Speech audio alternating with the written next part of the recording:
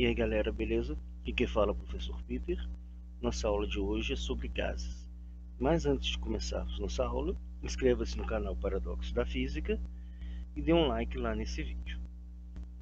Então vamos lá. O que é um gás? Um gás tem como característica principal ocupar totalmente o volume do recipiente que o hospeda, independentemente de sua quantidade. Ou seja, independentemente do tamanho de um pote, por exemplo, um menor ou um maior, o gás vai ocupar todo esse espaço e ter essa propriedade. As partículas são bem livres, bem soltas, uma com relação às outras. Gases ideais. Quais são as condições para que eu tenha um gás ideal? As principais condições são altas temperaturas e baixas pressões. Quando eu tenho uma alta temperatura e uma baixa pressão, eu consigo fazer com que as partículas se movimentem mais rápido, tendo maior velocidade, maior energia cinética. Como que seria o modelo de um gás ideal? O modelo seria composto de partículas pontiformes, ou seja, os tamanhos dessas partículas são desprezíveis. Dessa maneira, elas não podem realizar movimento de rotação. A força de interação entre elas deve ser nula, ou seja, elas devem estar bem afastadas para que não haja força elétrica. A ocorrência de interação apenas durante as colisões, que são perfeitamente elásticas. O que seriam essas colisões perfeitamente elásticas? São aquelas colisões em que não tem perda de energia. Mesmo tendo a colisão de uma partícula com outra partícula, não ocorre a perda de energia.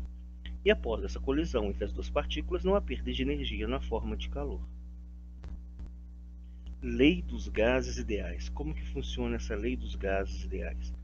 Pressão inicial vezes o volume inicial sobre a temperatura inicial é igual à pressão final vezes o volume final vezes a temperatura final. As temperaturas são em Kelvin, então eu tenho que transformar sempre de graus Celsius para Kelvin. Como que eu transformo de Celsius para Kelvin? Temperatura em Kelvin é igual a temperatura em Celsius mais 273. E que transformações que podem ocorrer de acordo com essa lei dos gases ideais? Nós podemos ter transformação isotérmica, proposta por Boyle-Mariotti, que diz que a temperatura se mantém constante. Se a temperatura se mantém constante, a única coisa que pode variar é o volume e a pressão. Então, da lei dos gases, que diz que PA vezes VA sobre TA, que é igual a PB, VB sobre TB, eu corto as temperaturas, que são constantes, obtenho pressão inicial vezes o volume inicial, que é igual a pressão final vezes o volume final. Como que seria o gráfico dessa transformação? O gráfico dessa transformação seria uma hipérbole, a hipérbole equilátera. Todos os pontos nesta hipérbole possuem a mesma temperatura. A temperatura, então, nessa hipérbole, ela é constante, porque a transformação que eu tenho é uma transformação isotérmica.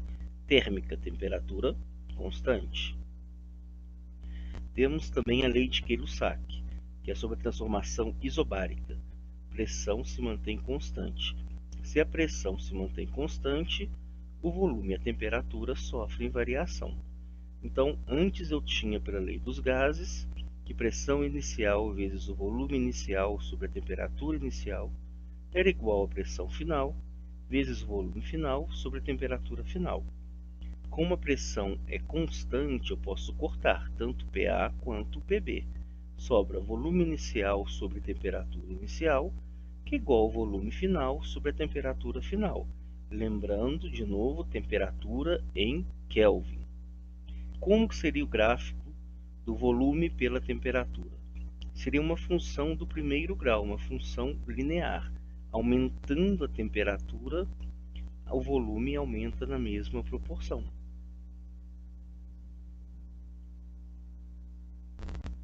Lei de Charles agora, transformação isovolumétrica, isocórica ou isométrica. Isso traduz que o volume se mantém constante. Então esses três nomes para a transformação indicam que o volume não varia, volume constante. Transformação isovolumétrica, isocórica ou isométrica. Se o volume se mantém constante, tanto pressão quanto temperatura variam. Então, olha, pela lei dos gases, pressão inicial vezes o volume inicial sobre a temperatura inicial é igual a pressão final vezes o volume final sobre a temperatura final. Posso cortar os dois volumes, porque o volume é constante. Sobrou pressão inicial sobre a temperatura inicial, que é igual a pressão final sobre a temperatura final. Também é uma função do primeiro grau, uma função linear, o gráfico de pressão-temperatura. Aumentando a temperatura, a pressão tende a aumentar na mesma proporção. Equação de Clapeyron. O que diz essa equação?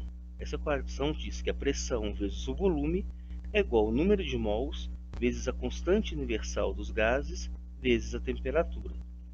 Quanto que vale essa constante universal dos gases? Se eu tenho uma pressão em atmosfera e um volume em litros, eu tenho que o R vale 0,082. Então essa constante seria 0,082 atmosferas litros por mol Kelvin. Agora, se eu tenho a pressão em Newton por metro quadrado e o volume em metro cúbico, eu tenho um R valendo 8,31 aproximadamente joules por mol vezes Kelvin. Então tudo depende das unidades. Se a pressão for em atm e o volume em litros, eu uso 0,082. Se a pressão for em Newton por metro quadrado e o volume em metro cúbico, eu uso 8,31. E o número de mols eu posso encontrar usando uma fórmula muito comum na química, que diz que o número de mols é a massa sobre a massa molar. Essa massa molar é aquela massa que tem na tabela periódica para cada elemento. Cada elemento tem a sua massa molar.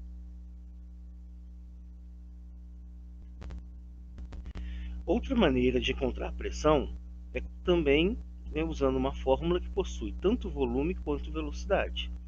Essa fórmula diz que a pressão é igual a 1/3 da massa vezes a velocidade ao quadrado sobre o volume. O que diz essa fórmula? Essa fórmula diz que quanto maior a temperatura, maior a velocidade do corpo. Quanto maior a velocidade do corpo, que eu falo, a velocidade das partículas. Quanto maior a velocidade dessas partículas, maior a pressão. Então, aumentando a temperatura, aumenta a velocidade das partículas, aumenta a pressão. Agora, se eu aumento o volume do recipiente que contém as partículas no gás, o que acontece? Aumentando o volume, a pressão diminui. Então, pressão e volume são grandezas inversamente proporcionais, pressão e velocidade são grandezas diretamente proporcionais. Isso para uma molécula. Agora, se eu tenho mais de uma molécula, é só multiplicar. Eu posso fazer o cálculo normal para a pressão e depois multiplicar pelo número de moléculas. Ou usar a fórmula de baixo, pressão final é igual ao número de moléculas vezes a pressão, que eu obtenho através dessa fórmula, de 1/3 da massa, velocidade ao quadrado sobre o volume. Lembrando que 1 mol de moléculas é igual a 6,02 vezes 10 elevado a 23 moléculas, que é o número de Avogadro. Energia cinética. Energia cinética, já viu lá na matéria de energia potencial, energia cinética, na parte de mecânica no primeiro ano, que é dada pela massa vezes a velocidade ao quadrado dividido por 2. Então a energia cinética está relacionada com a velocidade de um corpo. É massa, velocidade ao quadrado sobre 2. Só que se eu não tenho a massa nem a velocidade, eu posso raciocinar de outra maneira. Qual que seria essa maneira? Eu já falei que aumentando a temperatura aumenta a velocidade do corpo e aumenta a sua energia cinética. Então eu posso associar essa velocidade com a temperatura. Então daí eu crio uma fórmula. A energia cinética é igual a 3/2 de K vezes T. O que é esse T? T é a temperatura, em Kelvin. O K é a constante de Boltzmann, que vale 1,38 vezes 10 elevado a menos 23 joules por Kelvin. E o SE é a energia cinética dada em joules. Então, além de usar a fórmula de energia cinética igual a massa velocidade ao quadrado sobre 2, que é lá do primeiro ano, eu posso usar essa fórmula. Energia cinética é igual a 3/2 de K vezes o T, onde K é a constante de Boltzmann e T é a temperatura. Constante de Boltzmann é esse valor, 1,38 vezes 10 elevado a menos 23. Temperatura sempre em Kelvin. Agora isso para uma molécula, uma partícula. Se tiver mais de uma molécula, mais de uma partícula, eu posso usar a fórmula de baixo. A energia cinética final igual ao número de partículas vezes a energia cinética. Posso também, se quiser, agregar esse n do número de partículas na fórmula de cima. Ficaria a energia cinética total é igual ao número de partículas vezes 3 meios de K vezes T. Vamos aos exercícios agora. O comportamento de um gás real aproxima-se do comportamento de gás ideal quando submetido a, como eu falei lá no início dos slides, para que eu tenha um gás ideal, é necessário uma alta temperatura e uma baixa pressão. Então, a alternativa D. Só lembrar, quanto maior a temperatura, maior a agitação das partículas, maior a velocidade, maior a energia. Próximo exercício. Se a pressão de um gás confinado é duplicada à temperatura constante, a grandeza do gás que duplicará será? Então, eu dupliquei a temperatura. Não, eu dupliquei a pressão, mantendo a temperatura constante. Eu quero saber que outra grandeza que pode duplicar. Vamos raciocinar. Pressão vezes volume sobre temperatura é igual a uma constante. A temperatura não tem, então é só pressão volume. Se a pressão duplica, o volume se reduz à metade. Então, como a temperatura é constante, para eu manter toda a constante na equação, se a pressão duplica, o volume diminui à metade, se reduz à metade. Então, usando a fórmula de massa específica, eu tenho que massa específica é a massa sobre o volume. Se o volume se reduz à metade, no lugar de colocar V, eu posso colocar V dividido por 2. Divisão de fração. Numerador vezes o inverso do denominador. O inverso de V sobre 2 é 2 sobre V. Logo, eu tenho que a massa específica, a nova massa específica, é 2 vezes a massa específica que eu tinha antes. Ou seja, a pressão dobrou, o volume reduziu à metade e a massa específica dobrou. Então, eu quero saber o que iria dobrar também, é a massa específica. Alternativa B. Da PUC agora. Um gás perfeito é mantido em um cilindro fechado por um pistão. Em um estado A, as suas variáveis são pressão no A 2 atm, volume no A 0,90 litros e a temperatura de 27 graus Celsius. Em outro estado B, a temperatura é 127 graus Celsius e a pressão é 1,5 atmosferas. Nessas condições, o volume VB em litros deve ser... Então, a primeira coisa é fazer as transformações de Celsius para Kelvin. Então, temperatura em Kelvin é igual a temperatura em Celsius mais 273. Em Celsius eu tenho duas temperaturas, tanto 27 quanto 127. Então, primeiro, 27 mais 273, eu tenho uma temperatura de 300 Kelvin. Isso no A. No B, 127 mais 273, temperatura de 400 Kelvin. Tendo essas temperaturas, vou usar a lei dos gases ideais. Pressão inicial vezes o volume inicial sobre a temperatura inicial é igual a pressão final vezes o volume final sobre a temperatura final. A temperatura no A é 300, no B é 400. A pressão no A é 2, o volume é 0,90 litros e a pressão no B é 1,5. Falta achar o volume no B. Posso cortar os dois zeros dos denominadores. 2 vezes 0,90, 1,80. Então ficaria 1,80 sobre 3, que é igual a 1,5 VB sobre 4. 1,80 dividido por 3, 0,60. Então 0,60 é igual a 1,5 vezes o VB dividido por 4. Multiplicando cruzado, 4 vezes 0,60 daria 2,40. Então 2,40 é igual a 1,5 vezes o VB. O volume no B é 2,40 dividido por 1,5, que daria 1,6 litros, alternativa C. Agora no Mackenzie. Certa massa de um gás ideal sofre uma transformação na qual a sua temperatura em graus Celsius é duplicada, a sua pressão é triplicada e o seu volume é reduzido à metade. A temperatura do gás no seu estado inicial era de... Então eu não posso simplesmente dobrar as temperaturas lá embaixo, deixar o TA como TA e o TB colocar duas vezes o TA. Por quê? Porque a temperatura ela não dobrou em Kelvin, ela dobrou em Celsius. Então, de Kelvin para Celsius, a temperatura em Kelvin é igual a temperatura em Celsius mais 273. A temperatura em Celsius eu não sei, então vou colocar X. Então, para o A, eu tenho que a temperatura em Kelvin é X mais 273. E para o B, eu tenho que a temperatura em Kelvin é 2x mais 273, porque eu dobrei a temperatura em Celsius, não a temperatura total que é em Kelvin.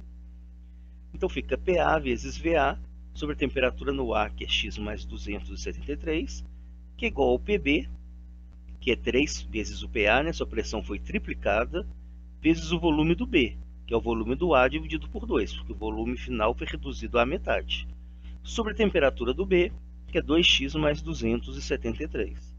Posso cortar os PAs, o PA tanto do primeiro membro quanto do segundo membro, e posso cortar o volume no A tanto no primeiro membro quanto no segundo membro.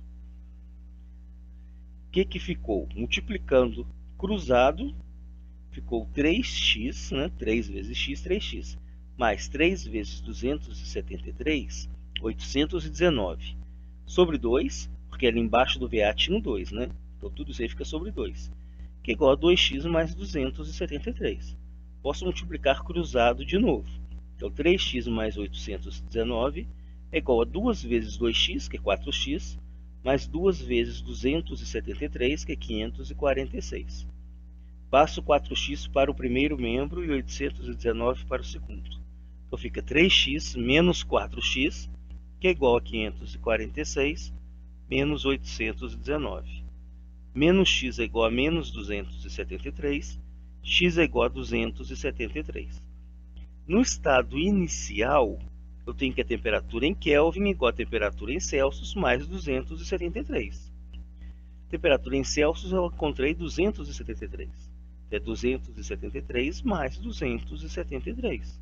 Logo, a temperatura inicial em Kelvin é 546 Kelvin. Alternativa D. Agora, indicar os cálculos necessários para a determinação da massa molecular de um gás, sabendo-se que 0,800 gramas desse gás ocupa um volume de 1,12 litros a 273 graus Celsius e 2 atm. Ele deu que o volume molar na CNTP é 22,4 litros. O que seria CNTP? Condições normais ou naturais de temperatura e pressão. Nesse caso, a pressão de uma atmosfera e temperatura de 0 Kelvin. Então vamos lá. Primeira coisa, posso fazer a transformação. Temperatura em Kelvin é igual a temperatura em Celsius mais 273. Eu tenho que a temperatura em Celsius é 273, que ele me deu. É só somar 273 mais 273, tenho a temperatura de 546 Kelvin. Posso usar a equação de Clapeyron. PV igual a nRT. A pressão é 2, o volume é 1,12 litros. Número de mols eu não tenho. Constante universal dos gases 0,082. E a temperatura 546 Kelvin. Então 2 vezes 1,2, 2,24. E 0,082 vezes 546, 44,77. Vezes o número de mols. Então, o número de mols é 2,24 dividido por 44,77. O número de mols é 0,05 mols. Tendo o número de mols é a massa sobre a massa molecular. Então, é 0,05, que é igual a 0,800 dividido por essa massa. Multiplicando o cruzado, 0,05 m é igual a 0,800. O m é 0,800 dividido por 0,05. 0,800 dividido por 0,05, 16 gramas. Agora um de gráfico. O gráfico abaixo mostra a isoterma de uma quantidade de gás que é levado de um estado 1 para o estado 2. O volume do estado 2 em litros é, lembrando, por se tratar de um gráfico como isoterma é uma temperatura, é um gráfico com temperatura constante. Essa hipérbole equilátera, que vai do 1 até o 2. a temperatura é constante. Tem um gráfico de uma transformação isotérmica, onde essa hipérbole, né, essa curvinha, a gente chama de isotermo. Então, usando a lei dos gases, PA/VA sobre TA é igual a PB/VB sobre TB, ou seja, pressão inicial vezes o volume inicial sobre a temperatura inicial é igual a pressão final vezes o volume final sobre a temperatura final. A pressão inicial pelo gráfico ali no 1, ela é 10, e o volume inicial é 2 litros. A pressão final, que seria no 2 ali, é 5. E o volume, eu não sei, vou chamar de VB. Então, 2 vezes 10, 20, que é igual a 5 VB. VB é 20 dividido por 5, o volume no B vale 4 litros, alternativa D. Lembrando que cortamos o TA e o TB, porque é um gráfico de uma isotérmica, né, transformação isotérmica, cuja temperatura, então, é constante. Próximo, determine a energia cinética média de uma molécula de gás ideal que se encontra na temperatura de 87 graus Celsius. Dados, constante de Boltzmann, 1,38 vezes 10 elevado a menos 23 joules Kelvin. Então, a primeira coisa é transformar a temperatura, passar para Kelvin. Temperatura em Kelvin é igual a temperatura em Celsius mais 273. Temperatura em Celsius é 87. Então, 87 mais 273 tem 360 Kelvin. Tendo essa temperatura, eu posso encontrar a energia cinética. Energia cinética é 3 meios de K vezes T, onde K é a constante de Boltzmann e T é a temperatura em Kelvin. É 3 meios vezes 1,38 vezes 10 elevado a menos 23 vezes 360. Posso simplificar o 360 com 2, dá 180. Então, multiplicar 3 vezes 1,38 vezes o 180, que me dá 745,2, vezes 10 elevado a menos 23. Ando 2 casas para a esquerda, quando eu ando para a esquerda, eu somo 2 ali no expoente. Então, fica 7,452, menos 23 mais 2, menos 21. Então, vezes 10 elevado a menos 21 joules. Então, essa é a energia cinética, 7,452 vezes 10 elevado a menos 21 joules. Então, espero que tenham entendido essa aula sobre gases.